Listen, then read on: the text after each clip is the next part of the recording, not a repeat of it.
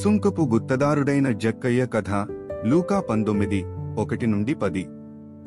ఒకానొకప్పుడు యేసుప్రభువు యెరికో అనే పట్టణం గుండా వెళ్తున్నారు. ఆ పట్టణంలో జక్కయ్య అనే ఒక వ్యక్తి ఉండేవాడు. అతను సుంకపు అధికారులకు, పన్ను వసూలు చేసేవారికి అధిపతి మరియు గొప్ప ధనవంతుడు.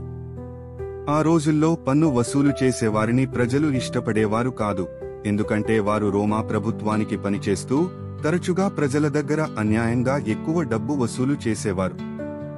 అందుకే జక్కయ్యను అందరూ ఒక పాపిగా చూసేవారు. యేసు ప్రభువు ఆ పట్టణంలోకి వచ్చాడని తెలుసుకున్న జక్కయ్య ఆయన ఎవరో చూడాలని చాలా ఆశపడ్డాడు. కాని అక్కడ జనం గుంపుగా ఉండటం వల్ల అతను పొట్టివాడు కావడంతో యేసు ప్రభువును చూడలేకపోయాడు. అయినా అతను నిరాశపడలేదు.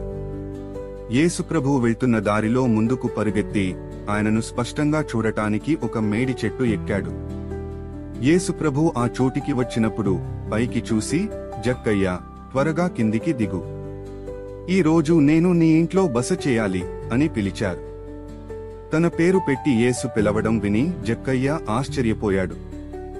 అతను ఎంతో సంతోషంతో చెట్టు దిగి యేసు ప్రభువును తన ఇంటికి ప్రేమతో ఆహ్వానించాడు. ఇది చూసిన ప్రజలందరూ ఈయన ఒక పాపి ఇంట్లో బస చేయడానికి వెళ్తున్నాడు అని ఒకరితో ఒకరు గొణుక్కోవడం మొదలుపెట్టారు. అప్పుడు జక్కయ్య యేసు ముందు నిలబడి, ప్రభూ, ఇదిగో నా ఆస్తిలో సగం పేదలకు పంచిపెడతాను.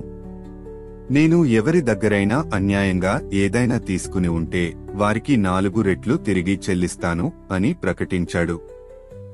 అతని మాటలలో నిజమైన పశ్చాత్తాపం కనిపించింది. అందుకు యేసు ప్రభువు, ఈరోజు ఈ ఇంటికి రక్షణ వచ్చింది, ఎందుకంటే ఇతను కూడా అబ్రాహాము కుమారుడే. నశించిన దానిని వెతికి రక్షించడానికే మనుష్య కుమారుడు ఈ లోకానికి వచ్చాడు అని చెప్పారు. ఈ కథ మనకు దేవుని ప్రేమ ఎంత గొప్పదో తెలియజేస్తుంది.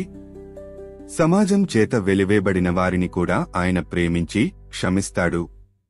నిజమైన పశ్చాత్తాపం మన జీవితాలను మార్చి దేవునికి దగ్గర చేస్తుంది. యేసు ప్రభువు పాపుల కోసం వచ్చారని, పశ్చాత్తాపపడిన ప్రతి ఒక్కరిని రక్షించడానికి సిద్ధంగా ఉన్నారని ఈ కథ మనకు గుర్తు చేస్తుంది.